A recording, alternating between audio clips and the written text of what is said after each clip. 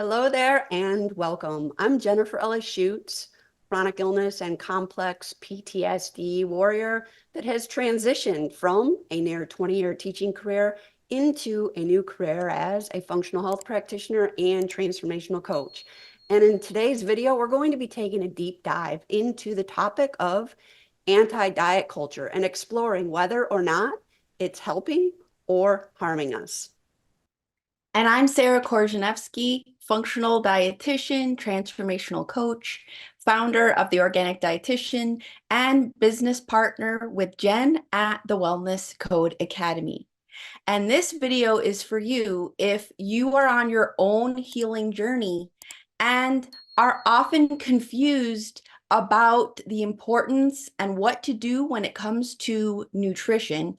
Or maybe you're a practitioner yourself that works with clients around nutrition and you want to support them in the highest and best way possible.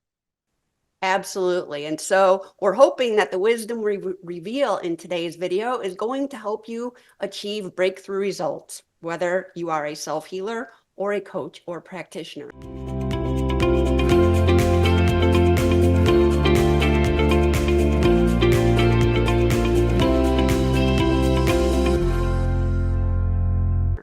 So to begin, first and foremost, philosophies about optimal nutrition for healing and peak wellness seem to exist on a spectrum with extremes on either side. On one side of the extreme, we have dietary dogma, and on the other side, we have complete anti-diet culture, and then everything in between. So what exactly is dietary dogma? Well, it's those people that say there's one way, one right way of eating for everybody, and it needs to be adhered to super restrictively for all of one's life with barely, if any, deviation. Who wants that, right? But then on the other extreme, there's the anti-diet culture proponents. And those people are like, don't restrict anything. It's unhealthy. It leads to eating disorders. And we should not have to remove foods that we love and give us comfort. Instead, we should drop into our body and tune into our intuition and go with what our gut feeling is telling us to eat. And so those are the two extremes. So what's the downfall of either side of these extremes?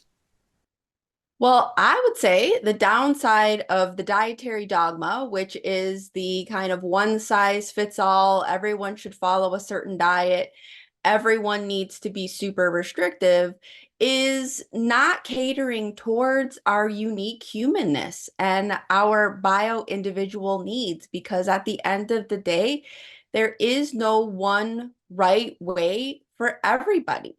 And being an effective transformational coach is about supporting the client's ability to become their own best self healer and figure out what works well for them and feels good to them, while we are being 100% realistic and honest with ourselves about what those needs might be. And also honoring the fact that even within certain, quote unquote, elimination diet frameworks, such as carnivore or GAPS or even low FODMAP or paleo, that there's still going to be some exploring and tweaking based on the individual person's life and journey.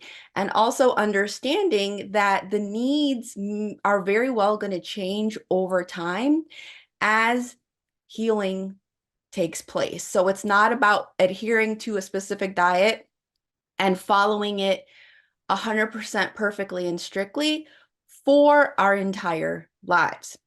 I also feel that this dietary dogma is very disempowering to the client themselves.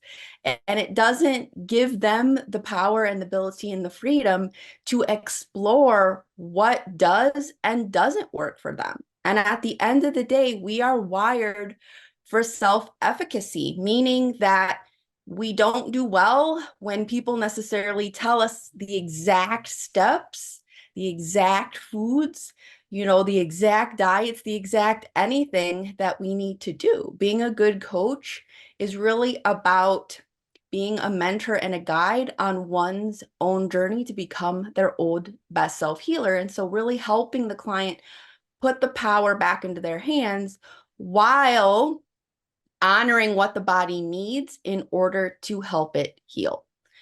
It can also lead to a lot of toxic shame for people. And I see this a lot in my own clients as far as, well, I've been following this XYZ diet for, 2 months and I'm not healed, but yet I see all these other people following this same diet and it's not working, and it works well for them very quickly. And so, it can lead to well, I'm doing this and it's not working. And then it can make us feel really bad for that happening, in almost a sense of like, what's wrong with me? Why, what is it that's causing this? What am I doing wrong? And that's not very empowering on our own journey. We really have to learn to kind of let go of outcomes, understand that the healing journey is going to have ups and downs. It does involve taking action and making course correction as needed. And figuring out nutrition is no different. And the other factor to consider is really that dogma of any kind, meaning extremes on either side. No matter what the situation, it creates more distress within the body. Again, I have to do this perfectly. And oftentimes, people bring their perfectionism into the healing journey, and that, isn't going to yield success either. So we really have to learn to work with the person, with the individual and the situation, and not feel like we have to fit into this one size fits all box. 100%. And another thing that I'll add to that concept is that the idea of any healing diet, which most often includes some restriction of food groups or specific foods, is not intended to be a lifelong journey. It's intended to be for the shortest amount of time as possible, with the goal of getting to a way of eating that includes as much variety that allows the body to continue healing and allows for us to experience peak health. And as Sara has already alluded to, that's going to look different for everybody at different times of the healing journey and even at different times throughout our life stages. And so now we get to the downsides of the anti-diet culture, anti-restriction. So first and foremost is that we have to understand that nutrition, while it isn't the only component in the grand scheme of healing and achieving peak health and wellness, if it's not right, nothing else we do is going to be right either. Because think about it, our cells run on nutrients. And where do our cells get their nutrients? They get them from the foods that we digest and optimally assimilate. So if we're continuing to eat foods that trigger some sort of an immune reaction at the gut lining, it doesn't matter how good they are, because we're not going to assimilate them, and then those nutrients are not going to make their way to the cells. So it's super important that we embrace that and dial in on a way of eating that works for us. Next is that anti-restriction is basically, saying that it leads to eating disorders, namely orthorexia, which orthorexia is basically an intense obsession with eating 100% healthy 100% of the time with no way to deviate. So these people that, are anti-restrictive diet says that restrictive elimination diets lead to this. But come on, let's be honest that eating disorders are rooted in unhealed emotional wounds that typically go back to our childhood and are very much, pushing for this perfectionism and the need to control factors outside of us, because we have lost complete control of our mental and emotional worlds inside of us. And the other thing that I'll say is that one can become obsessed with eating 100% healthy. Like, oh my God, I can only have, the most cleanest, pristine food from the, most highest tips of the apple, the Himalayan mountains that are blessed by Tibetan monks and so forth. But they could be saying that, but still ingesting foods that are triggering inflammation. And anything that triggers inflammation is going to trigger mental and emotional anguish within them, which is then going to come around and make them more obsessive about eating healthy foods. When in reality, if they would just step back and remove the foods that are triggering inflammation, their entire system could calm down in body, mind, and spirit. The body can heal, and then they can start working on the underlying emotional wounds that are driving those eating disorders in the first place. Next up, some other downsides of anti-diet culture is that they feel that people tend to believe that they don't need or shouldn't have to eliminate foods to heal, and that it is like a form of self-punishment. Like, I'm going to force myself to take the foods out of my diet that I love, my beloved coffee and my beloved bowl of oatmeal in the morning and my beloved, 1 to 3 dark chocolate squares a day. These things give me joy. They soothe me. So I shouldn't have to remove them, because again, that is a form of self-punishment. And then lastly, anti-diet culture can tend to keep people stuck in this vicious cycle where they continually over rely upon and seek healing solely through labs and supplements, meaning they'll run a GI map and, oh, I've got some overgrowth of dysbiotic bacteria and some fungus and some parasites. So I'm going to take these extensive supplement protocols and kill them. And then I'm going to be able to continue to eat whatever I want. But that's not how it works, because I don't care how good the lab is or how good the supplement protocol is. If we don't first remove the factors that are triggering toxicity and inflammation in our body, we're going to go round and around on this vicious cycle of running labs and taking supplements, and the body is never going to get out of the cycle. So the anti-diet culture tends to, promote that mindset, and it's no bueno, no bueno.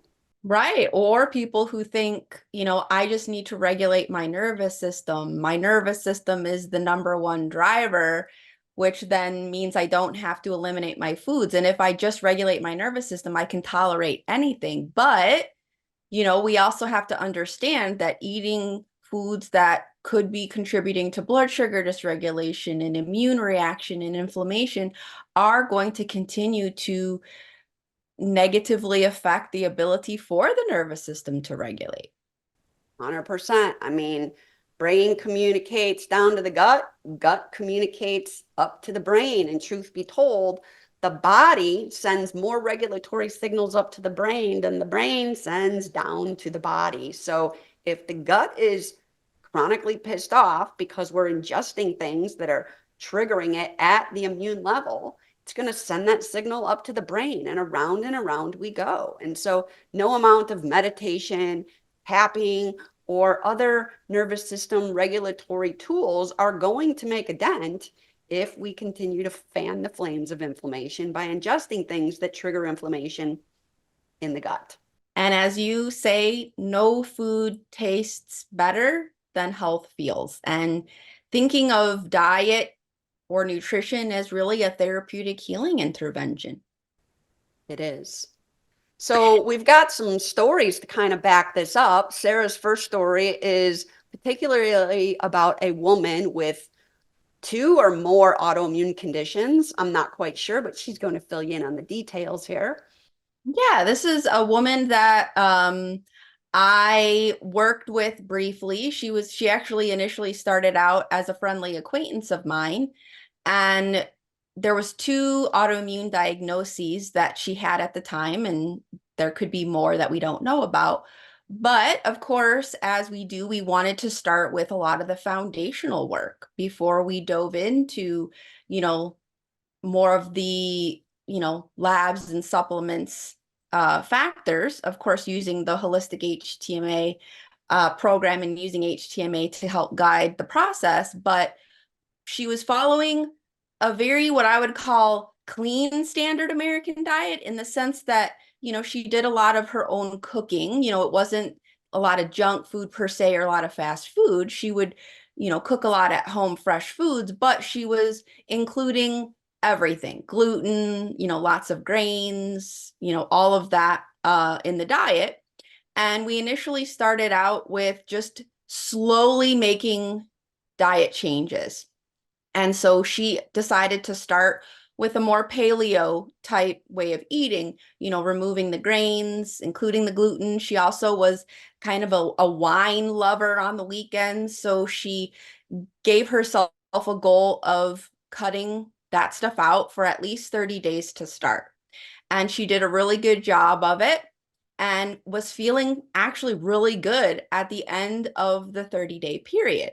However, as she continued, it was the 30-day mark. So then she decided to add foods back in while continuing to remove gluten because she did have a thyroid autoimmune and felt it was important to continue the gluten-free.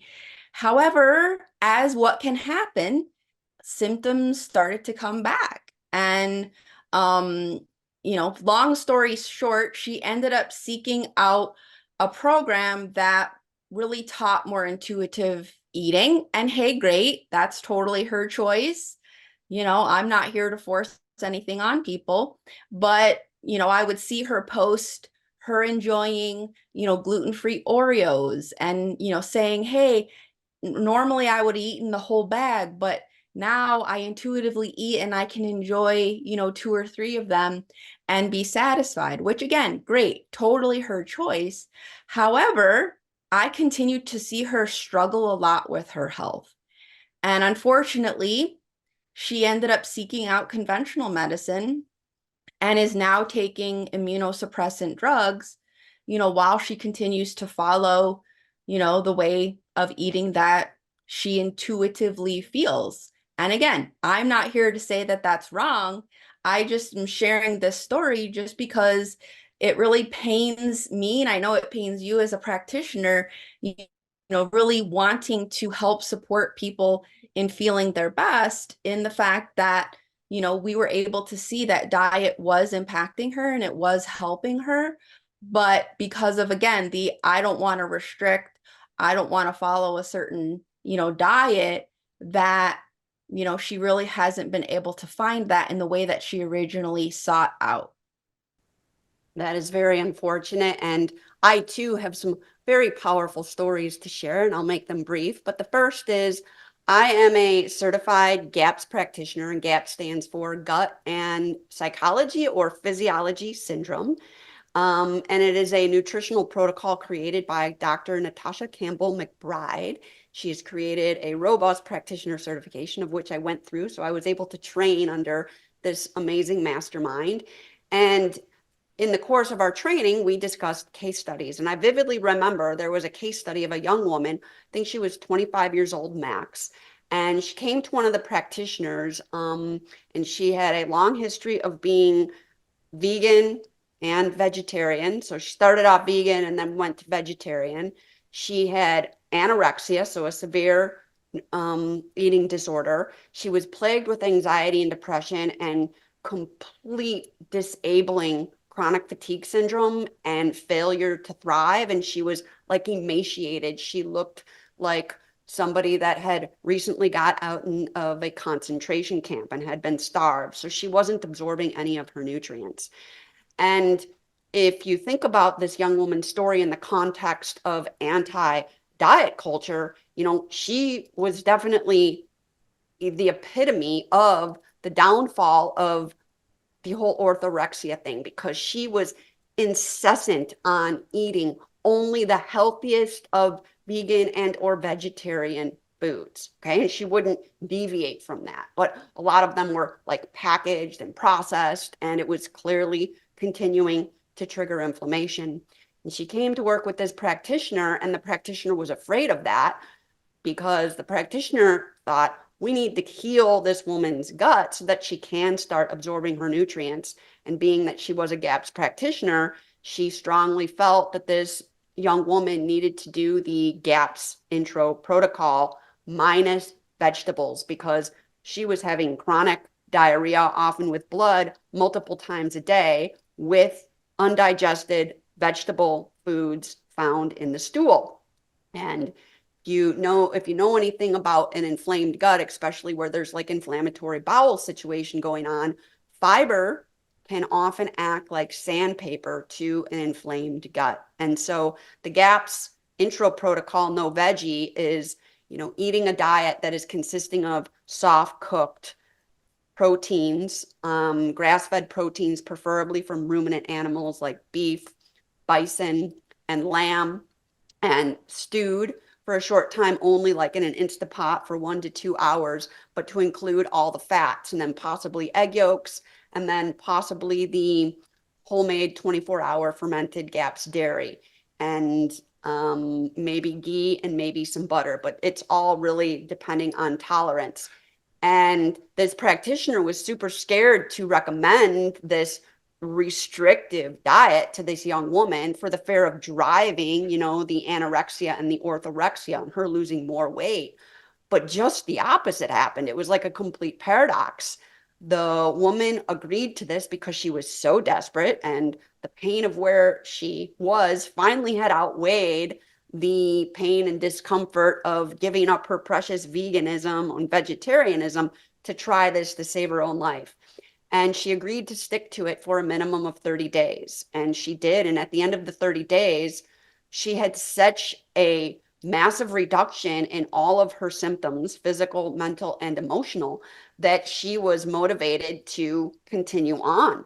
And she went on to continue it not just for 90 days, not just for 6 months, but a complete year. And over time, as she healed more and more, she was able to add more and more foods, but they had to be within a specific type of a carbohydrate for any carbohydrates. And she still kept the plant foods to a minimum. But at the end of the year, the woman had completely healed and resurrected her physical, mental, and emotional well-being and her life, that she then was so inspired, she went on to become a GAPS practitioner herself and ultimately open up her own functional health coaching practice where she specialized in gut healing. So just a profound healing.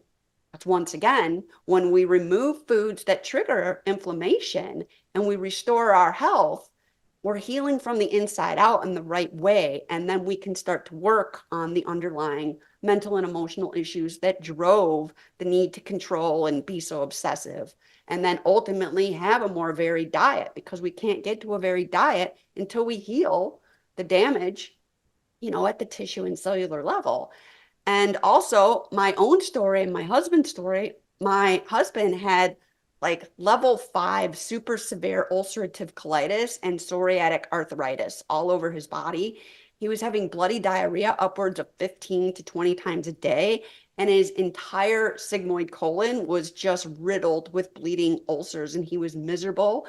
Conventional medicine was no longer working for him. And we put him on the intro GAPS diet, very low veggie, and I think only like 2. And he stuck with it and continued and pushed and persevered. And after 1.5 years, he was in complete remission from his ulcerative colitis, and then was able to start varying his diet. And I myself used the intro GAPS, no veggies, when I was at my worst with super severe mast cell activation syndrome, chronic Lyme, chronic fatigue syndrome, and too many other diagnoses to even list. And it was pivotal in restoring my health at the cellular level. So once again, Sara and I are both all for eating the most varied diet that will help support healing and peak wellness, but we also realize that there's a time and a place to restrict and allow the tissue to heal. Because at the end of the day, think about it. If you broke your leg, right? What would happen? They would cast it and give you crutches or possibly a wheelchair so that you stay off your leg. Why? So that the bone can heal. The gut is no different. When the gut is leaky and dysbiotic and inflamed, we need to remove the triggers for a long enough period of time so that it can heal and promote the healing of the rest of the body. And so what can we say that are the key takeaways here with everything we've discussed and these stories that we've shared so far, Sara? Yeah, so, and I see this a lot. I know you see this a lot. You and I are not immune to this fact, but people often resist the very things that they need to do the most.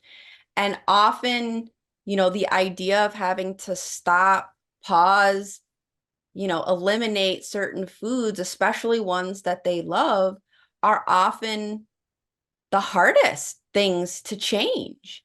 And, we honor that. And that's partly why, developing a mindset for healing during the journey of, addressing chronic health issues of any kind is an important part of it. And oftentimes people try to seek the things that they wish they had to do to heal, which typically are the easier, the, you know, minor changes, changes that don't bring discomfort.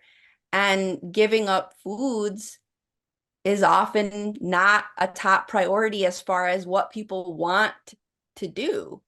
But it's something that vast majority of people, if not 100% of people that are trying to heal chronic health issues, ultimately need to do. And reality is going to win 100% of the time.